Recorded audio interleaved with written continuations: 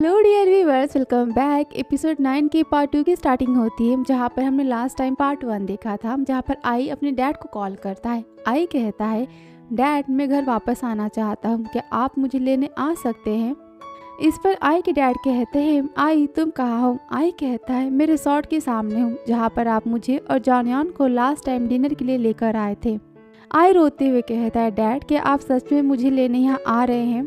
इस पर आई के डैड कहते, आई तुम वहाँ रुको, तुम वहाँ से कहीं मत जाना। आई कहता है ओके, और इतना कहकर वो रोने लगता है। फिर वहाँ उस लड़के को फ़ोन देता है और थैंक यू कहकर वहाँ से चला जाता है। फिर से दिखाते हैं जहाँ पर आई अपने डैड का वेट कर रहा होता है, तभी उसके डैड आते हैं। आई को देखते ही आई के डैड आई को गले लगा लेते हैं और आई अपने डैड को यहाँ देख जोर जोर से रोने लगता है। आई रोते हुए कहता है, आई एम सॉरी डैड। आई के डैड कहते हैं, कोई बात नहीं, सब ठीक है। आई कहता है, आप यहाँ इतनी जल्दी कैसे आ गए, हमारे घर से तो यहाँ आने में घंटों लग जाते हैं। इस पर आई के डैड कहते हैं, जिस दिन तुम अपना घर छोड़कर यहाँ बैंकॉक चले आए थे, उसी दिन हम भी यहाँ आ गए थे। हम तुम्हें घर ले जाने के लिए यहाँ आए थे।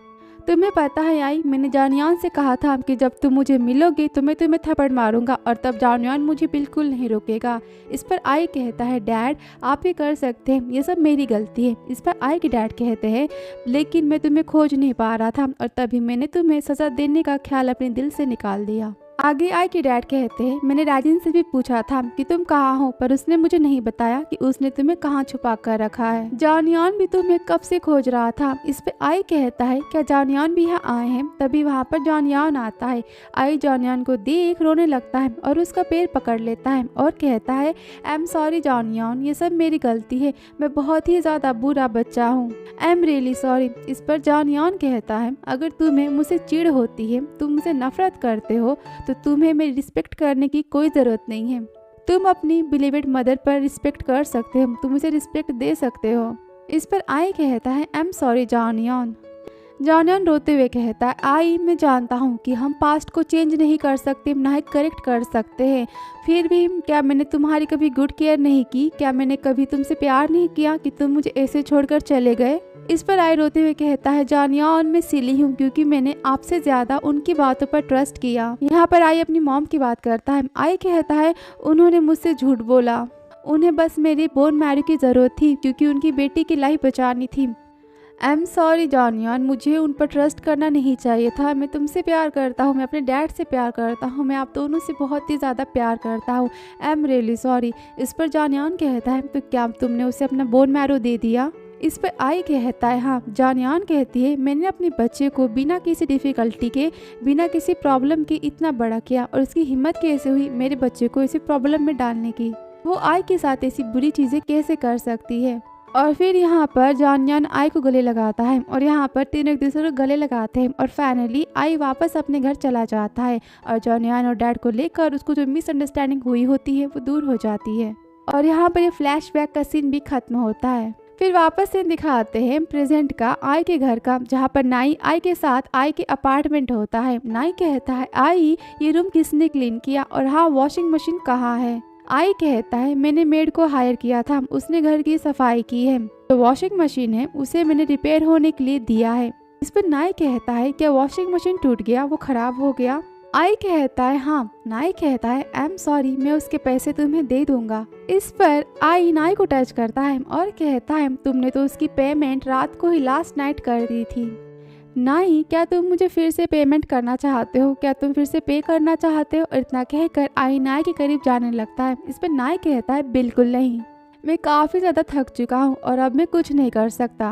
और इतना कहकर नाई आई के कंधे पर सो जाता है, और तभी वो आई के हाथ पर बाइट करता है। इस पर आई चिल्लाते हुए कहते हैं, नाई तुम ये क्या कर रहे हो, तुमने मुझे क्यों बाइट किया, क्या तुम्हें भूख लगी है। इस पर नाई कहता है, तुम हमेशा मुझे बाइट करते हो, तो मैं बस तुम्हें बाइट करके तुम्हें ये फील करवाना चाहता हूँ कि जब कोई तुम्हें बाइट करता है तो कैसा महसूस होता है, कैसा फील होता है। फिर नाई एक कमरे को देखता है और कहता है, आई वो कमरा किसका है, वो कमरा तो आज से पहले कभी ओपन मैंने नहीं देखा। इस पर आई कहता है, हाँ वो रूम मैंने मेड से कहकर ओपन करवाया है, उस रूम की सफाई के लिए।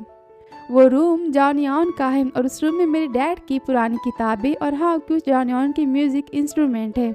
मेरे डैड ने बताया था कि उनकी जानियान के साथ बहुत सारी यादें हैं। आई आगे कहता है मेरे डैड ने अपने बैक पर एक टैटू भी बनवाया है जानियान के नाम का। इस पर नाई कहता है क्या वो दोनों हमारे जैसे हैं? आई कहता है हमारे जैसे मतलब? नाई कहता है क्या वो दोनों प्यार में हैं? इस पर आई कहता है किस तरह का प्यार? नाई कहता है प्यार कुछ कपल जैसा, उस टाइप का प्यार।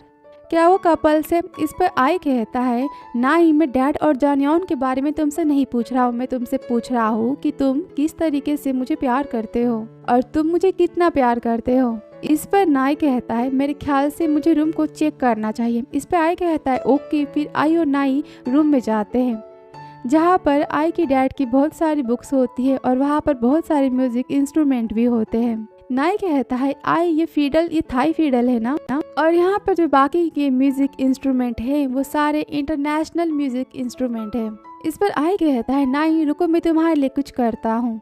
नाई जानिया ने मुझसे कहा था कि आई जब तुम किसी से प्यार करोगे तब तुम उसके लिए ये फिडल को प्ले करोगे, तो नाई मैं आज तुम्हारे लिए इस फिडल पर एक सॉन्ग प्ले करूँगा। इस पर नाई कहता है मेरे लिए सॉन्ग, क्या ये अजीब नहीं होगा?